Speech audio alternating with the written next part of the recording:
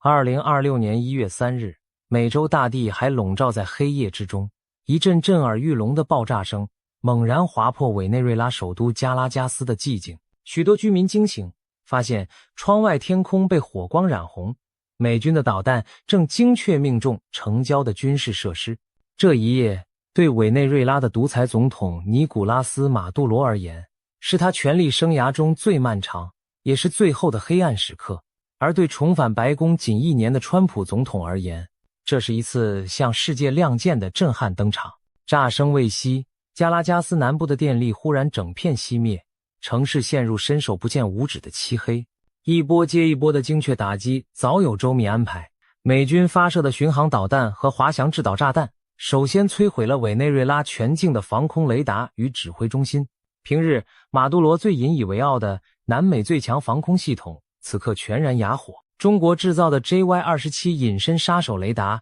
本吹嘘能锁定隐形战机，如今在美军强大的电子干扰下成了睁眼瞎，一步接一步被反辐射导弹炸成火球。俄罗斯提供的 S-300 和山毛榉防空飞弹也毫无还手之力。不到半小时，曾让马杜罗自视为固若金汤的防空网已土崩瓦解，整个加拉加斯对天空中的掠食者再无抵抗之力。城市中，人们从睡梦中惊醒，纷纷冲到窗边或屋顶张望，然而映入眼帘的只有黑暗，伴随着远处零星的火光和爆炸回声。有人绝望的尖叫，有人跪地祈祷，以为世界末日来临。但对马杜罗政权而言，这确实是末日狂想曲的开场。正当市民们恐惧又困惑的张望时，更令人震惊的一幕出现了。数十架幽灵般无声接近的美军直升机已出现在加拉加斯市中心的夜空，它们贴着超低空飞行，如黑色旋风般朝总统府方向疾驰而去。带队的是凶猛的 AH-64 阿帕奇武装直升机，他们毫不犹豫地对着一处灯火通明的豪华建筑倾泻火力，那正是马杜罗当晚藏身的临时官邸，一座平日时刻有重兵把守的军事要塞。哨兵还没反应过来，阿帕奇扫射的炮火已将抵抗者压制在地。紧接着，多架 UH-60 黑鹰和双螺旋桨的 CH-47 支奴干直升机在建筑上空盘旋。美国陆军最顶尖的三角洲特种部队队员顺着绳索如神兵天降，突入昏暗的建筑内部。一名加拉加斯居民用手机拍下这令人难以置信的一幕，数架黑影贴地飞过，发出低沉的轰鸣，仿佛末日的镰刀在空中掠过。这段视频日后在网上疯传，成为委内瑞拉历史上惊心动魄的一瞬。此时此刻，曾不可一世、自诩社会主义旗手的马杜罗正和妻子在总统套房的床上酣睡。巨响轰鸣让他们仓皇爬起，还未弄清发生了什么，房门便在爆破中轰然倒塌。全副武装的美军特战队员冲进卧室，用红外夜视仪锁定了目标。马杜罗甚至来不及穿上一双鞋，就被压制在地，双手反铐。与此同时，他的妻子也被一同扣押。马杜罗还没搞清发生了什么，就被数支黑洞洞的枪口对准头部按倒在地。他惊恐地用西班牙语喊着：“出了什么事？”然而特战队员只是用英语厉声呵斥：“不许动！”马杜罗两腿发软，只能束手就擒。他平日耀武扬威的保镖，此刻早不知逃到何处，无人上前救驾。短短2小时内，美军完成了令全世界瞠目结舌的任务，活捉一国现任总统。这是继1989年美军在巴拿马抓捕军事独裁者诺列加以来30多年首次出现的历史一幕。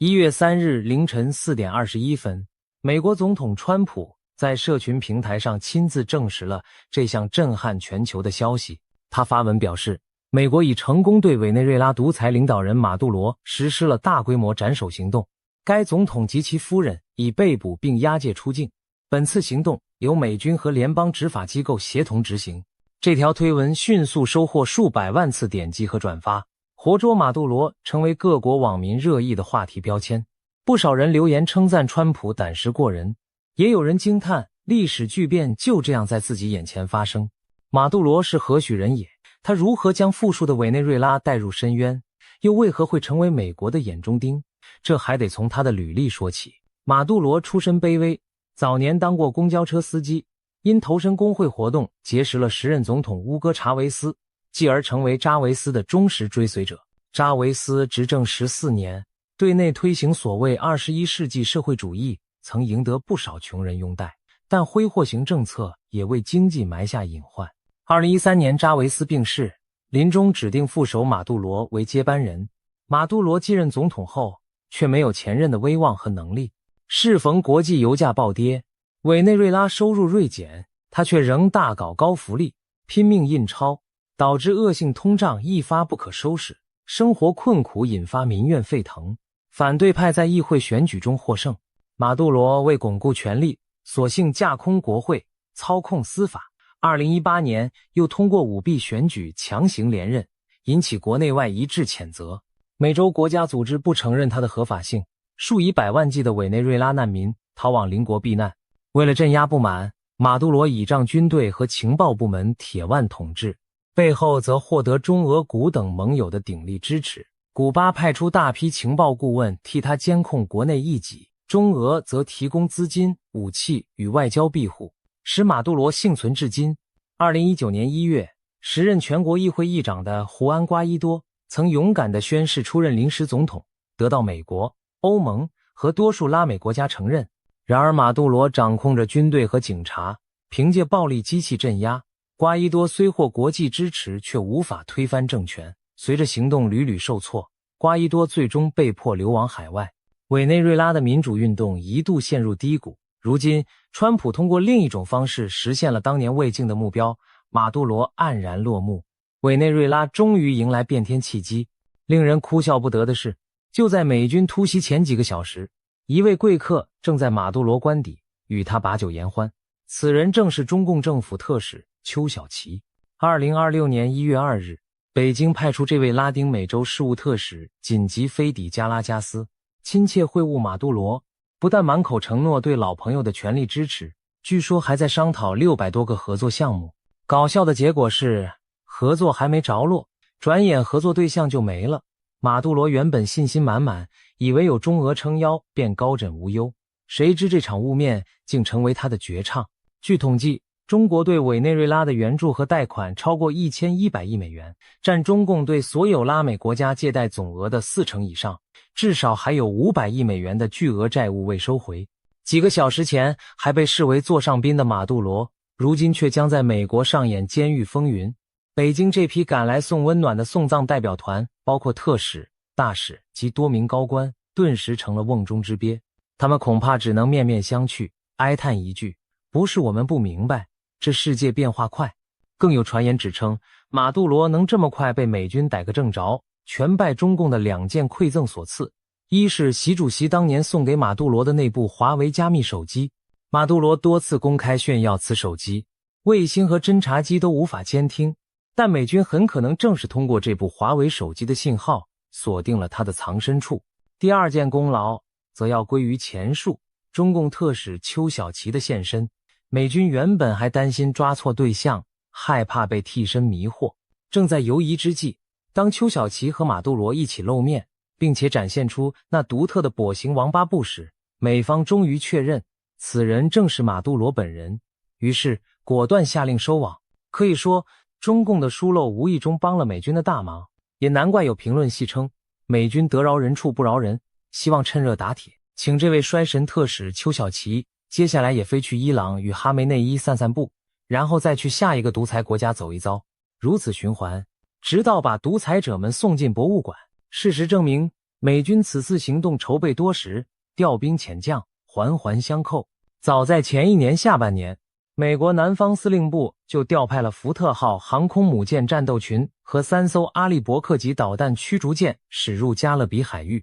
部署在波多黎各附近，距加拉加斯仅700英里，悄然布下口袋阵。同时，美军多支特种部队秘密进驻邻近的圭亚那和哥伦比亚，暗中演练了多套突袭方案，静待一击即中的时机。2025年8月15日，美国有线电视新闻网 CNN 报道，美军已向加勒比地区部署超过4000名海军和海军陆战队员，并出动导弹驱逐舰和潜艇。8月20日，川普下令3艘2栖攻击舰奔赴南美洲海岸待命。10月16日，美国南方司令部宣布福特号航母与3艘神盾驱逐舰抵达波多黎各附近海域。此后数月，美军 F-18 战机和电子侦察机多次在委内瑞拉边境附近高调巡弋，无人机也加强了对委内瑞拉境内的监视。美方甚至通过外交渠道私下向马杜罗身边的将领们喊话，警告他们认清形势，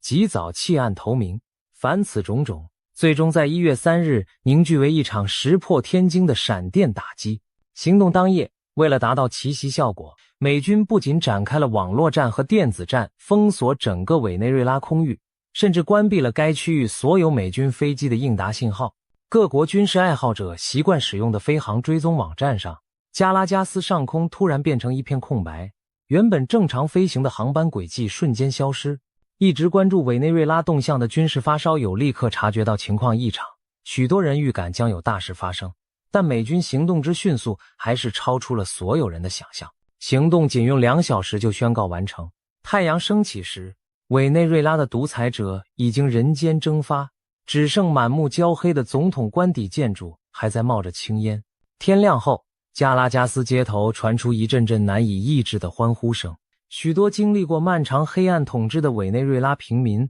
走上街头互相拥抱，甚至不敢相信眼前的自由是真实的。有海外流亡的伪国网红无法抑制激动，一边跑一边录影，高喊谢谢您，川普叔叔。这声音传遍网络，引起无数人的共鸣和泪水。马杜罗统治下的委内瑞拉拥有全球最大的石油储量，却让大多数老百姓陷入赤贫。恶性通货膨胀将货币变成废纸，如今压在头顶的巨石终于被美军移开，人民怎能不狂喜落泪？有人在墙上用油漆写下感谢解放者的字样，这里的解放者指的正是美军，表达了对这场突如其来解放行动的由衷感激。然而结束马杜罗的统治只是第一步，川普深知要让委内瑞拉真正重回正轨，光拔除独裁者还远远不够。就在马杜罗被押解出境的当天，川普在佛州海湖庄园紧急召开记者会，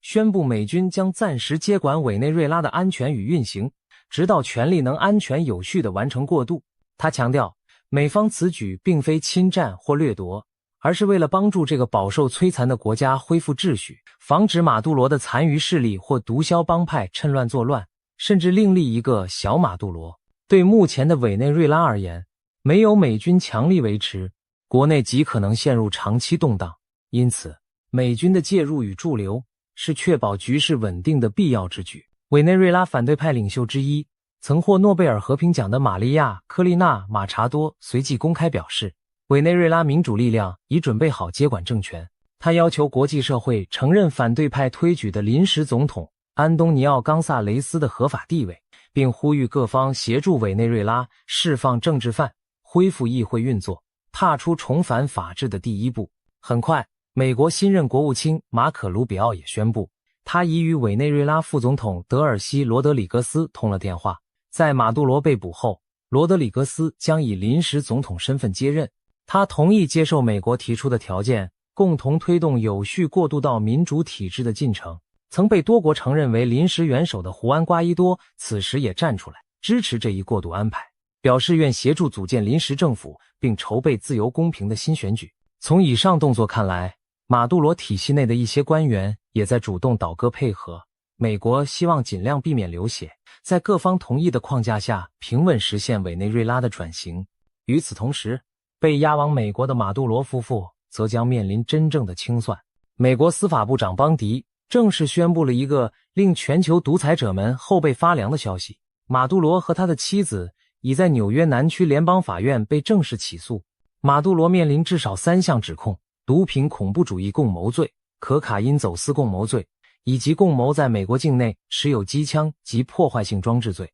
每一条罪名都足以让他在美国监狱中度过余生。马杜罗现在面对的不再是国际舆论的谴责，而是美国联邦检察官长达数百页的起诉书。最具讽刺意味的是，据透露，马杜罗将被关押在纽约布鲁克林的大都会拘留中心。那座拘留所西侧的窗户正好可以清晰眺望远处的自由女神像。想必马杜罗日后隔着铁窗远望自由灯塔时，内心自有一番波澜。马杜罗的倒台也让远在地球另一端的北京当局大感震动与挫败。委内瑞拉原本是中共打入拉美的重要桥头堡，过去20年里，中国向这个南美国家提供了巨额贷款和投资，以换取其石油资源和地缘政治支持，总额超过1100亿美元。然而马杜罗政权腐败低效，导致中国的大笔金元如泥牛入海。如今马杜罗突然垮台，中共对委内瑞拉的至少500亿美元未偿贷款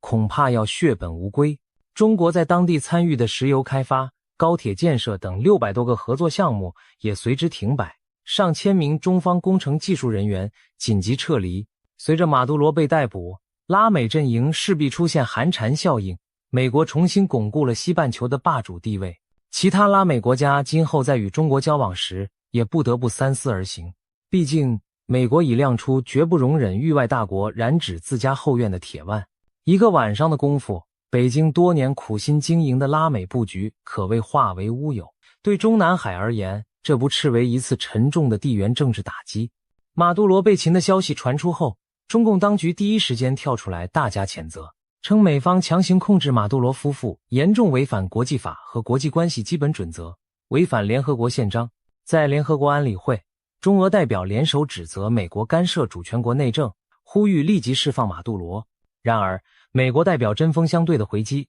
逮捕马杜罗是执法而非入侵，美方并无意占领委内瑞拉领土。他反问，难道放纵一个大毒枭继续祸害世界才符合联合国宪章吗？使得中俄理屈词穷。许多西方国家则发表声明支持美国行动，认为委内瑞拉人民终于迎来正义。一时间，国际舆论场出现了极为有利于美国的声音。除了中俄以外，马杜罗的几个左翼盟友如古巴、尼加拉瓜和玻利维亚也发声谴责美国帝国主义干涉。不过，多数拉美国家政府选择保持沉默，其中一些私下对美国的果断行动表示支持和赞赏。与此同时，中国国内媒体对此事则极力低调，只在新闻角落简短提及外交部发言人的官方立场，对马杜罗种种恶行只字不提。在中国网络上，有关美军斩首行动的讨论帖文更是遭秒删。中共似乎生怕国人看出端倪，从马杜罗的下场联想到什么不该想的。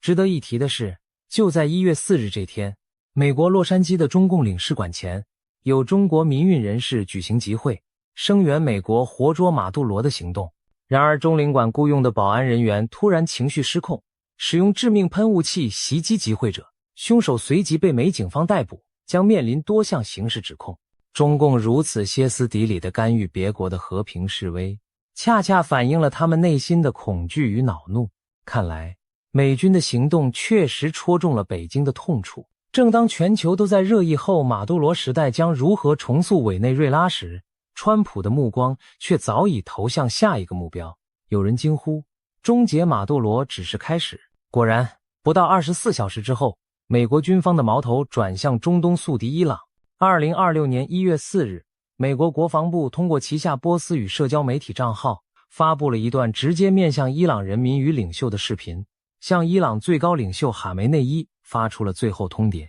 明确警告他，现在逃跑也许还来得及，否则结局将和马杜罗毫无两样。如此罕见的公开威慑，顿时在国际间投下震撼弹。为什么川普政府会如此紧逼伊朗？原来，在马杜罗倒台的同时，伊朗国内也正酝酿着一场颠覆神权统治的巨变。过去几周以来，伊朗各地街头的抗议活动如火山般爆发，全国范围的反政府示威持续延烧。这场怒火的导火索要从伊朗严重的经济危机说起。2025年，伊朗货币里亚尔仿佛断了线的风筝般狂贬。12月29日，黑市汇率创下历史新低，1美元竟可兑换140万里亚尔。或许直接讲数字没概念，我们把时间拉回1978年，巴列维王朝末期，当时1美元大约值70里亚尔。2015年时，1美元约合3万里亚尔，而现在是140万里亚尔。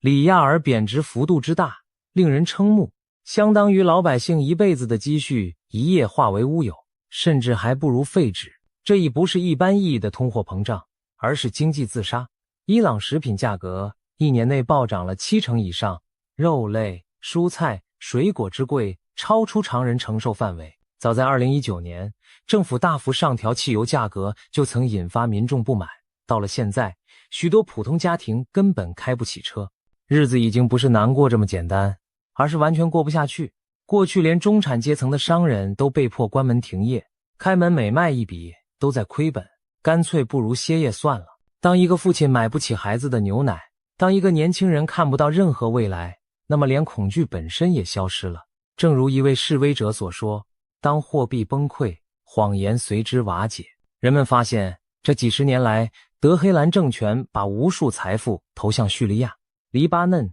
也门、加沙，资助哈马斯、真主党、胡塞武装等代理人征战，却让自己的国民在贫穷中挣扎。伊朗社会就像洒满了汽油，一点火星就可引燃一大片。而爆发抗议的火星在2025年12月28日喷出，德黑兰有经济心脏之称的大市集突然陷入瘫痪，上千商户集体关门，走上街头抗议货币崩溃、物价飞涨。许多影片显示，在德黑兰的大巴扎，成群的民众齐声高喊贾维德沙，意思是国王万岁。这口号震撼人心，它不单是在抱怨高物价，更是公然要求神权政府下台，迎接巴列维王朝的王储回归。要理解伊朗人为何喊出沙阿万岁，得回溯46年前，1979年，原本世俗、现代、经济飞速发展的巴列维王朝被伊斯兰革命推翻。当时面对国内极端宗教势力和西方压力，巴列维国王选择流亡，没让伊朗陷入内战血海。然而接掌权力的霍梅内伊并没有带来承诺中的民主与繁荣，反而建立了政教合一、极端保守的神权政府。40多年过去，伊朗从波斯湾的明珠变成了受国际制裁、经济濒临崩溃的孤岛。如今伊朗人吃够了神权统治的苦头，再度呼唤君主制回归也就不足为奇。而流亡美国的王储里萨巴列维也积极回应了人民的心声。12月28日晚间，抗议浪潮蔓延至德黑兰各居民区，年轻人和妇女纷纷上街，群情激愤之下，示威人群开始追打镇暴警察。第二天12月29日，伊朗人被压抑许久的怒火彻底爆发，抗议迅速蔓延到伊斯法罕、哈马丹、设拉子、阿瓦士等多座城市。示威者在各地与安全部队激烈冲突，在产油重镇阿瓦士，石油工人带头罢工，能源部门随之停摆，整个伊朗犹如星火燎原，一下炸开锅了。历史仿佛在轮回，当年伊朗人喊着打倒国王，迎来神权专政，今天饱受宗教独裁之苦的伊朗人又在呼唤王室回归。而远在美国的王储里萨巴列维也不再沉默，他通过社交媒体多次发声，赞扬勇敢的同胞们在创造历史，表示自己随时准备回国效力，协助建立过渡政府。他还提出了一套恢复君主立宪、保障民主自由的政治蓝图。王储的声援无疑给了抗议民众一剂强心针，不少人挥舞着巴列维王朝的狮子太阳旗，高喊迎接王子归来。面对汹涌怒潮，伊朗当局如坐针毡。哈梅内伊统治几十年，一向以铁腕镇压异己，如今面对天怒人怨，岂肯束手就范？他下令伊斯兰革命卫队和镇暴警察全力镇压示威，多座城市传出军警向人群开火的消息，数以百计的抗议者被捕入狱。有视频显示，在西部城市伊拉姆，安全部队闯入医院，将在示威中受伤的抗议者拖走拘押。哈梅内伊还斥责示威民众是受境外敌对势力煽动，妄图以强硬手段平息动乱。然而，血腥镇压非但没有让民众退却，反而激起更大的义愤。很快，伊朗街头开始传出一些不同寻常的迹象，政权镇压机器本身似乎出现了裂痕。1月初，一封由伊朗正规国防军不同于革命卫队64名中层军官联名的公开信在网络上流传开来。联名信呼吁军队弟兄们拒绝向手无寸铁的人民开枪，并要求最高领导人倾听民意，防止国家陷入内战。这封信震动了整个军界，代表着伊朗正规军内部已有人站到人民一边。接着，很快传出部分驻德黑兰的军队单位拒绝继续镇压，有士兵放下武器与抗议者拥抱的画面出现。连向来作为政权支柱的伊斯兰革命卫队内部也不是铁板一块。有传言称，一位革命卫队上校公开宣布倒戈，高举象征王朝的旧国旗，呼吁军民联手推翻哈梅内伊。虽然此类传闻无法得到官方证实，但至少可以确定，伊朗统治集团正面临自革命以来最危险的存亡时刻。有人将这次突如其来的全民起义比喻为72小时政变风暴。短短3天内，抗议从星星之火演变为燎原之势，国防军公开倒戈，政权奄奄一息，变化之剧烈令人瞠目。互联网上充斥着革命气息，视频中示威者在街头焚烧最高领袖哈梅内伊的巨幅画像和伊朗伊斯兰共和国的旗帜，并占领一些政府建筑，挥舞着狮子太阳旗。这一幕幕向全世界宣告，伊朗人民决心结束神权统治，迎来新生。在此背景下，美国和以色列也抓住机遇，从外部给予伊朗政权狠狠一击。多年来，伊朗把大量资源投入发展核计划和弹道导弹，威胁邻国安全。现在内外交困之际，以色列军方决定斩断伊朗的利爪。在12月底到1月初的数次精准空袭行动中，位于福尔多和纳坦兹的地下核设施发生强烈爆炸，伊斯兰革命卫队的重要导弹生产基地被炸成废墟。此外，数处空军基地与弹药库也接连遇袭起火。以色列从未公开承认这些行动，但熟悉内情的人都清楚，美以双方正在联手打一套里应外合的组合拳。美国提供高级情报和战略威慑，以色列执行战术打击，摧毁伊朗最危险的武器研发能力。伊朗官方媒体甚至证实，一名在以色列空袭中受重伤的革命卫队高级指挥官阿里沙德马尼已经伤重不治。导弹基地被毁，将领伤亡，哈梅内伊曾仗以撑腰的肌肉被接连切除，他甚至无法在军事上支援海外的黎巴嫩或巴勒斯坦代理人。伊朗政权一下变得更加孤立。更令德黑兰政权孤立无援的是，他过去以为后盾的俄罗斯和中国此时都爱莫能助。俄罗斯总统普京因乌克兰战事焦头烂额，无意为伊朗火中取栗，更何况周边阿拉伯国家也在关注，如果俄插手偏袒伊朗，势必自损区域外交。至于中共，口头上声援伊朗，但实际动作却很诚实。就在2025年年底，中国在伊朗与阿联酋的领土争端上罕见地倒向了阿联酋，引发伊朗舆论对北京大加挞伐。这透露出残酷的现实，独裁者之间并无真正友谊，只有利益和共同的敌人。当一方伊朗深陷人民的汪洋大海时，另外两方中俄首先想到的是如何收割其遗产，或者至少保全自己不被波及。也难怪川普会断定时机已到，果断地向哈梅内伊发出逃亡或死的最后通牒。美国看准了此刻德黑兰领导层内心的慌乱与脆弱。事实上，就在美军逮捕马杜罗的消息传遍世界之际，一则关于哈梅内伊 B 计划的惊人情报被媒体披露。据英国《泰晤士报》获得的线报，86岁高龄的哈梅内伊已制定一套代号为 B 计划的逃亡方案，以防政权在抗议活动中垮台。他打算仿效叙利亚前总统阿萨德，携带巨额资产流亡莫斯科。消息称，哈梅内伊将不会独自逃跑。B 计划的核心是一整套撤离安排，共有约20名他的核心亲信和家属在撤离名单上，包括他的儿子兼接班人。哈梅内伊对普京十分钦佩，认为俄罗斯是唯一愿意且有能力提供庇护的盟友。他还将多年积累的海外资产、房产和现金做好转移准备，有报道称金额高达950亿美元。外界评论戏称，哈梅内伊宁愿做逃往莫斯科的阿萨德，也不想变成被美军抓捕的马杜罗。哈梅内伊的打算能否顺利实现，川普显然不打算给他这个机会。美以情报部门当前正密切监控伊朗境内的机场和边境动态，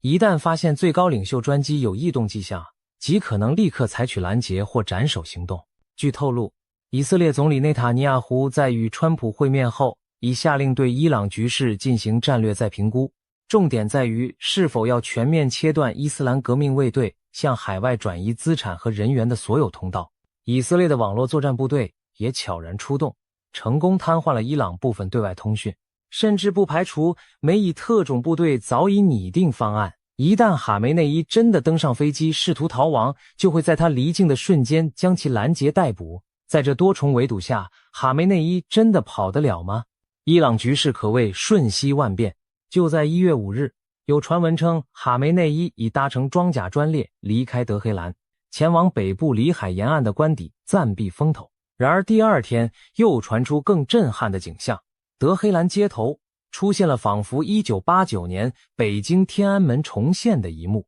一辆革命卫队的坦克在街头驶向市中心，准备威吓示威群众。突然，一名瘦小的青年男子勇敢地站到了坦克前进路线的正中央，张开双臂阻拦。面对他那瘦弱却坚定的身影，坦克轰隆作响地逼近，最终竟然停下，没有碾过去。群众纷纷冲上前给这位英雄送上掌声与拥抱，而坦克最终掉头撤离。有影片捕捉到了这历史性瞬间，人们把这位勇士称作伊朗坦克人。他的无畏举动迅速在全球社交媒体上疯传，令无数人动容，进一步鼓舞了抗争者的士气。的确，如今种种迹象显示，伊朗的神权政权大势已去，只差临门一脚。哈梅内伊仍在嘴硬发声，声称绝不向敌人屈服，但他话语中的底气显然已荡然无存。国际分析人士认为，假如哈梅内伊不迅速下台或出逃，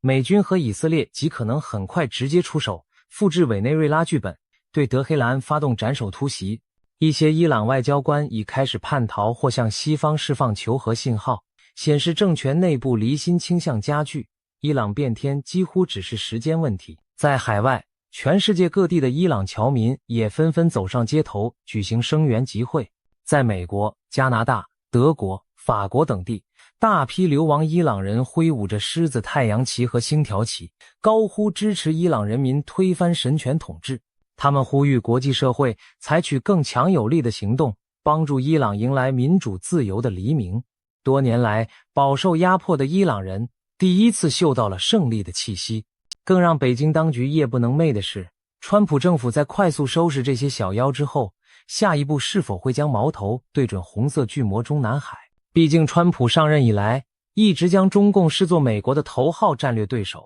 多次放话要让中共垮台。他第一任期就对华发动贸易战，打击中共窃取智慧财产权等行径。如今卷土重来，又接连拔除了委内瑞拉和伊朗这两颗中共海外棋子，北京难免忧心，自己会不会成为川普斩首名单上的终极奖赏？曾几何时，中南海或许认为美国不敢轻启战端，直接颠覆现政权，而现在不得不重新评估川普的胆识与意志。北京高层据传已开始私下研讨各种最坏情况，气氛异常紧张。最近，在海外中文媒体和情报圈里，一个惊人的说法开始流传。美国五角大楼其实早已秘密拟定了对中共最高领导层的斩首行动计划。换言之，如果未来中美发生直接军事冲突，例如中共武力犯台，美军的选项之一就是直取北京中枢，定点清除习近平及中共政治局7常委，将整个中共政权一举斩首瘫痪。这听起来像天方夜谭，但越来越多的信息似乎在印证这一消文。有知情人士透露，最近一次美军高层沙盘推演中，就出现了针对中共领导层的斩首科目。随后，某智库会议上，一些退役将领也旁敲侧击提到类似方案，因此消息走漏出来，在圈内不胫而走。传闻中的计划勾勒出惊心动魄的场景，一旦条件满足，美军将祭出无以伦比的精准打击。它会动用最先进的 B-2 隐形轰炸机、F-35战机，甚至高超音速导弹，以外科手术方式摧毁北京中南海及西山等地的所有核心指挥设施，同时派遣潜伏已久的特种部队潜入或靠近目标区，引导和确认打击效果。据悉，北京城内至少有2处供中共领导人暂时避难的末日地堡，一处位于中南海地下深处，另一处藏身于西山军事指挥中心。2处堡垒据传通过4条秘密隧道与外界相连。中南海地下隧道可直通西郊机场和西山要塞，西山地堡则连接京广铁路的隧道和一处秘密军用机场，可供领导人逃离北京。平日，中共高层也曾多次在西山、秦岭等地演练战时指挥转移，自认准备充足。然而，美军对这些机密洞穴了如指掌，他们研制的超级钻地弹能贯穿数十米岩层后爆炸，足以摧毁末日地堡。只要取得精确坐标，这些在中共看来坚不可摧的地下龙宫，也许转瞬间就会变成政权坟墓。事实上，中共自建政以来就热衷修筑地下堡垒和密道。冷战期间，毛泽东在北京城下构建了庞大的防空洞网络，号称可容纳几十万人，又在湖北修建131军事地下指挥，所以被战争。今天的北京依然遍布神秘的地下设施。习近平执政后，一再强调居安思危，要求军队做好最坏打算，未雨绸缪。但无论密道修得多隐蔽，也难逃美国军事侦察卫星的眼睛；无论地堡建得多坚固，也抵挡不住大威力钻地弹的穿透。或许在不远的未来，历史将证明，任何看似坚不可摧的堡垒，一旦遇到正义的强力撞击，都会顷刻土崩瓦解。试想，当美军的 B-2 隐形轰炸机悄无声息地掠过北京夜空，对准中南海地下堡垒投下数枚巨型钻地弹时，栖身其中的中共七常委是否还有机会逃生？就算他们提前通过密道登上专列狂奔，美军的卫星和无人机早已将其锁定，随时可以发射高超音速导弹将其拦腰斩断。美军甚至可能同时锁定中共最高层可能藏匿的所有地点，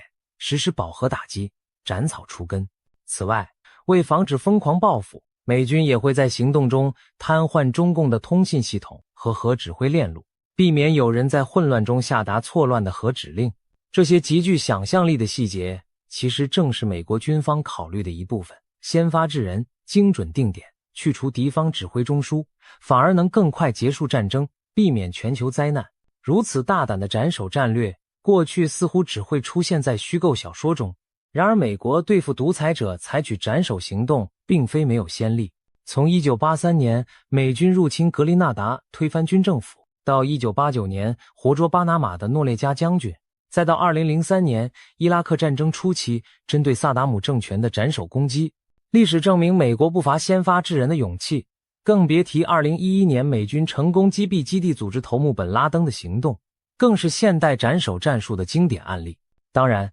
从未有哪一次的目标像今天这般举足轻重。中共七常委掌控着14亿人口的大国和核武库。然而也正因为此，许多美国战略家才认为，一旦中共铤而走险，挑起大战，快速斩首其最高领导层，或许是结束战争，避免长期浩劫的最佳方案。最近，美国政界和军方人士也开始有意无意释放相关风声。前国防部长埃斯珀日前在智库座谈中提到，美军已做好各种预案应对台海危机，包括迅速结束战争的选项。有媒体披露，一位不具名的美军4星上将私下表示，如果习某胆敢对台用兵，我们就会100%出兵，并在北京上演斩首行动，目标包括习本人和每一位政治局常委。另一位知名调查记者也爆料，斩首中共常委已被列入美军台海冲突剧本。这些话语虽非正式声明，但足见川普团队中鹰派人物的强硬思维。毕竟川普一向信奉实力原则，他相信，当一切外交经济手段都无效时，就该亮出军事王牌。那么，中共高层会如何应对这隐隐逼近的致命威胁？据传，北京已经大幅加强首都防空部署，增加高射防空导弹阵地和雷达值守密度。同时，中南海警戒空前严密，武警和特勤人员荷枪实弹，枕戈待旦。习近平本人最近据说大部分时间都待在西山深处的指挥所内，不轻易公开露面。甚至有消息指出，习近平已要求其他常委分散在不同安全地点办公，以防被一锅端。可见这场突如其来的斩首传言已经对中共最高层造成了极大心理压力。他们一面对外强作镇定，声称不信邪，一面对内则严防死守，如临大敌。据说马杜罗被抓，伊朗巨变的消息传来后，习近平立即召集中共中央军委高层深夜紧急会议，他要求全军进入高度戒备状态，严防任何外部势力颠覆渗透的图谋。整个中南海陷入一片风声鹤唳，连政治局常委们之间也弥漫着疑虑。他们不得不开始思考一个过去从未认真对待的问题：如果有一天美军真的打上门来，他们该往哪里逃？值得注意的是，中国社会内部对中共高层的不满积累已久，经济下滑、新冠风控乱象、官场腐败横行等问题，让许多知识分子和年轻人心生失望。2022年底，全国多地爆发白纸运动，年轻学生举着白纸上街抗议极端防疫措施，更有人在上海街头喊出共产党下台的惊人呼声。尽管当局迅速平息了抗议，但民间的不满情绪从未真正消散。中共高层深知这一点，因此对马杜罗被抓、伊朗政权垮台的消息格外紧张，生怕中国老百姓受到错误启发。如果国际环境发生巨变，不排除中国内部也会出现不可控的反对声浪。历史上许多集权政权倒台时，都伴随着内部精英倒戈或民众起义，中共也不例外。一旦情势失控，也许比外部斩首更早发生的是内部政变。某些权贵和将领为保自身，可能会先行除掉最高领导人作为赎罪券，以期换取西方谅解。当然，这种推测属于极端情境，但绝非不可能。据说，习近平近期在内部会议上一再强调，要高度警惕所谓颜色革命和境外势力渗透，甚至可能借机整肃党内异己，以巩固自身权力。然而这些举措不过是杯水车薪，无法阻挡当大厦将倾时那排山倒海的趋势。无论如何，川普的连番重拳已让全球格局产生剧烈震荡。有人感叹，这仿佛是21世纪版的多米诺骨牌，拉美的亲中独裁者倒下了，中东的反美神权也岌岌可危。最后剩下那几块最大最硬的骨牌，北京和莫斯科会不会也相继崩塌？曾几何时，马杜罗、哈梅内伊、金正恩、普京、习近平并称威权阵营的五虎上将联手向自由世界挑战，而如今美国重新出拳，各个击破，短时间内就重创了其中2人，让另外几人惶恐不安。平壤的金氏王朝据传也加强了戒备，生怕夜半敲门之人突降。金正恩更下令全面提升个人警卫规格，以防不测。他也许在盘算，如果美国真要清除独裁者，下个目标会不会就是自己？川普政府似乎在进行一场豪赌，以压倒性军事与经济实力迫使对手屈服的豪赌。截至目前，这个赌局的阶段性结果对美国颇为有利，委内瑞拉民心大快，伊朗政权摇摇欲坠。如果这两国最终顺利转型，将大大提振国际民主阵营的士气，重申了美国作为世界警察的威信，同时也会重挫中俄为首的威权轴心，动摇其全球影响力。有评论将川普比作现代的里根，认为他正以实力为后盾，对新邪恶帝国发起最后的总攻。川普的作风也让许多人联想起疯子理论，以不可测的魄力来压倒对手的心理战术。相较前任总统们谨慎的外交手腕，川普的路径显得出其不意，但成效显著。当年的里根曾以军备竞赛拖垮苏联，今天的川普似乎正在用斩首行动一步步逼近中南海。马杜罗倒下了，哈梅内伊在逃亡边缘挣扎着，而在东亚那座宏伟的权力中心北京中南海里，戚常委此刻内心作何感想？他们会否午夜梦回，想起罗马尼亚独裁者齐奥塞斯库夫妇在政变中仓皇出逃又被就地处决的下场？会否浮现利比亚强人卡扎菲被愤怒民众从下水道拖出处死时的画面？又或者他们仍然侥幸地告诉自己，中国国力与伪一不同，美国不敢轻举妄动，历史的进程容不得他们细想。集权者的命运往往取决于瞬间的抉择和行动。回顾近代史，被人民或外力推翻的独裁者名单不胜枚举，罗马尼亚的齐奥塞斯库、伊拉克的萨达姆、利比亚的卡扎菲、埃及的穆巴拉克、乌克兰的亚努科维奇，一个个曾不可一世的人物或被处决，或流亡他国。如今这份清单上又新添了一个名字，马杜罗。那么将来哈梅内伊、金正恩甚至习近平会不会成为这张名单上的下一员？不少海外华人从这系列巨变中看到了希望，有反共人士手举标语在街头呼喊，今天马杜罗，明天习近平。他们相信